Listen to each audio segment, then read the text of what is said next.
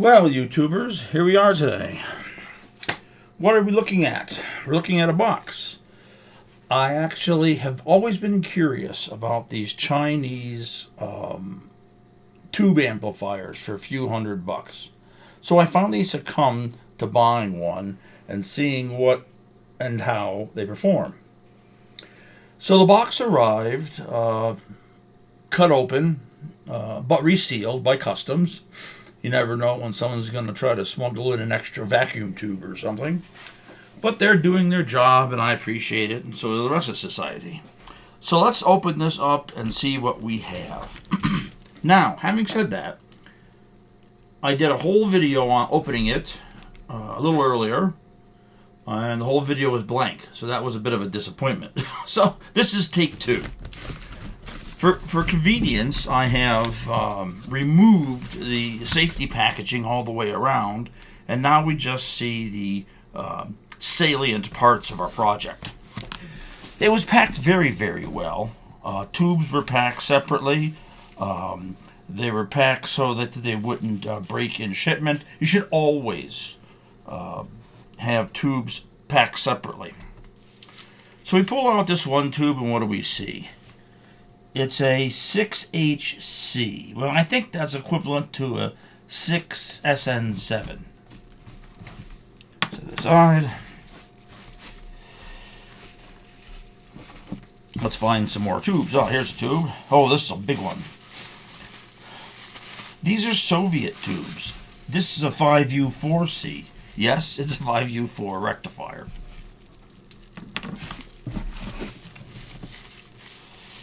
Another tube. Yet another 6H8. Another 6SN7 equivalent. Soviet equivalent. Could be Chinese, I'm not sure.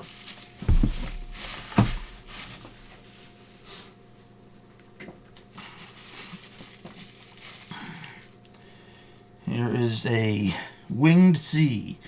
6N1N-EB. This is an output tube. And the rest of them are going to be output tubes because this is a stereo unit. It requires two tubes per channel for push-pull operation. And this is a 6N1N. And here we have another 6N1N. Now, why am I doing this, reading every tube? Well, you can't be too sure. The last thing you want to have happen is a wrong tube sent by mistake. It happens. We all make mistakes. Again, a 6N17. There's a mistake that almost happened where I drop it. Look at this thing. Anybody in Europe is going to realize this is a European plug. Mostly used on, looks like continental Europe. Maybe, yeah, it's something. It's just interesting. This is a 220 volt plug. So instead of a 110 volt plug, they sent me a 220 volt plug and socket. No worries, I have a lot of those. And finally, the amplifier in all its glory. It's a bit of heft to it. Take this box out of the way. Nope. So here we are. The tube.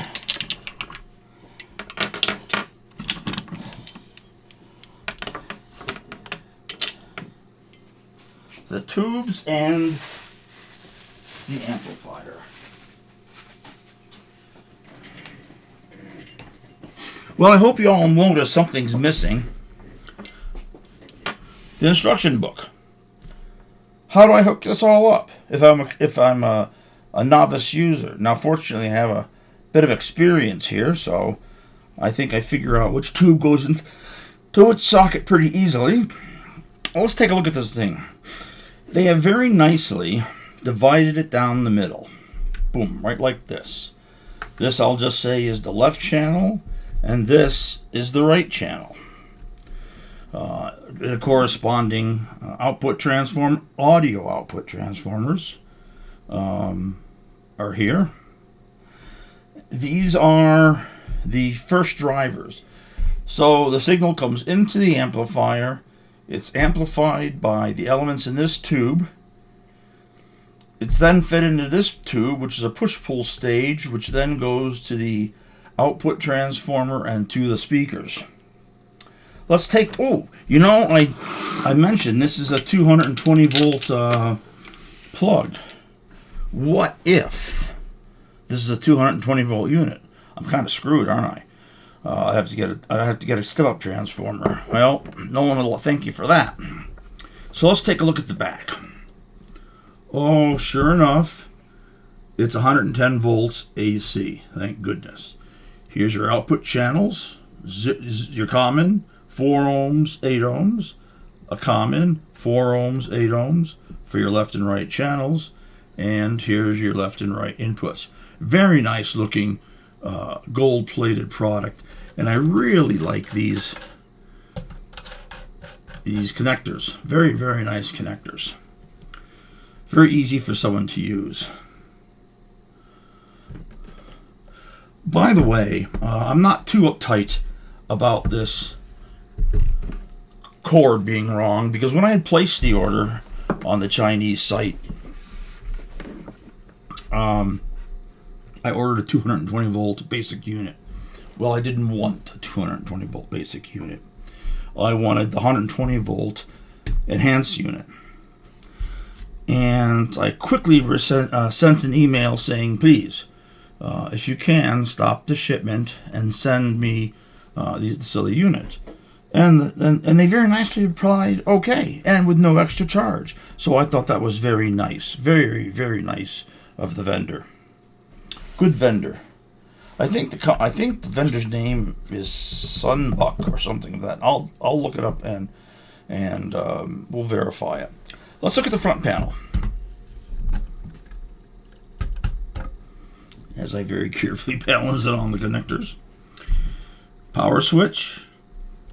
I don't know what this does. There's no label on it. It was part of the enhanced mode. This is probably the left VU meter, the right VU meter. This is for your headphone jack. Plugs in. Now let me show you about this. This is neat. It's a 1/4 inch jack, but they shipped along an adapter. All gold plate, which means you're going to have the best connection you can have.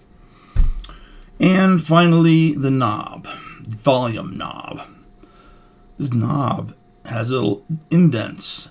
It's got a lot. It kind of like rolls around, tick, tick, tick, tick, tick as it goes. And this means it's probably an Alps type switch. An Alps type switch is not a potentiometer, is not a one that you would normally have on this an amplifier at this price point. So there you have it. Nice steady bass down here. Little cooling, I like that. Vertical cooling flow. Very, very good. All right. So what do you think? Should we plug it in and give it a shot? Okay, I'm hearing people say yes, we should. So the first thing I want to do is wire up some speakers. And the speakers I want to wire up are cheapy little JVC speakers that I use for testing. There's one of them. A JVC speaker. Nice. Does the job. And another set of speakers. JVC speakers. I got these for $2.50 at a Salvation Army thrift store. It's amazing what you can go in there and find at a very good price for your audio desires. Okay, this cord I put aside and say, good travels to you, cord. And now I'm gonna connect this up. These are 8 ohm speakers, I believe. 6 ohm speakers, good enough. And here is the can tell this has been used a few times. And this is the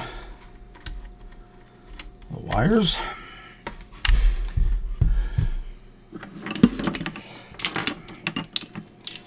All right. I need to strip off a little end of these wires because they're broken off from an earlier project, obviously. So we cut, and we cut, and we strip.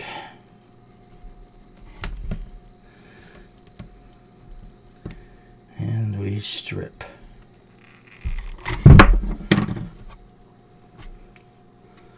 Okay.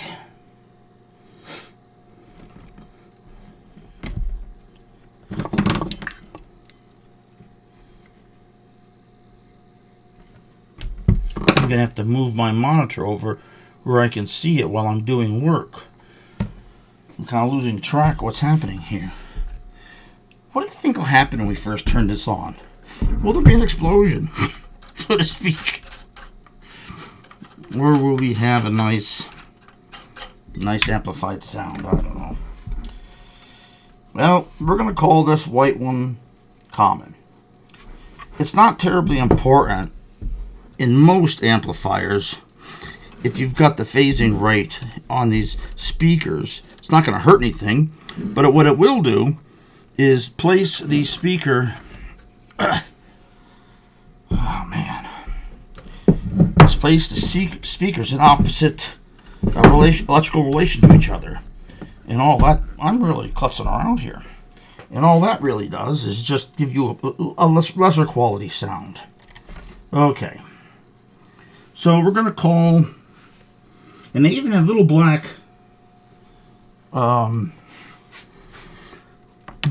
post markers, so you know what is your common. Very nice instructions. No instruction book, but nice visual cues, if you will. We'll put this in. And yes, if it isn't terribly obvious, I'm very much a newbie at this. And so, I guess we'll get what we get. And of course, this end is broken off too, so we'll strip it off. Oh.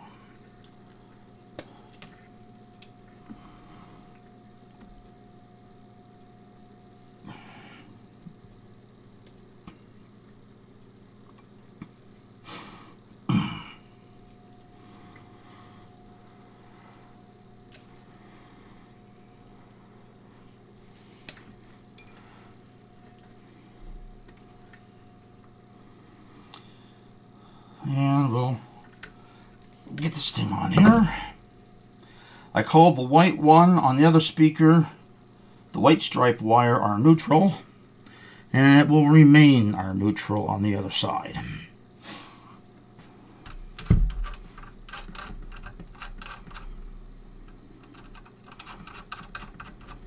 Boy, I like these posts.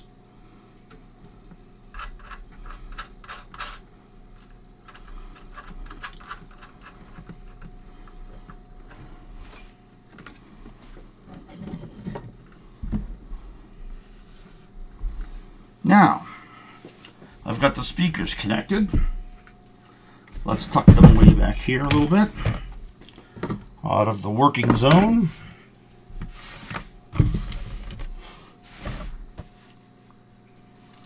What should we do for an input? What shall we do for inputs? Oh my. Let me think about that while I put in the tubes. Again, there's no manual, so I really don't know what the tube placement is. I know this is a 5U4, it's a rectifier tube. It's probably, don't you love it? It's probably going to fit in here. These are the 6SN7. Loose space a little bit. Maybe we'll stick a little glue in there at some point. Won't hurt anything. Put a little bit of pressure on the tubes to insert them. Brand new contacts, don't you know? And now the driver tubes for the output.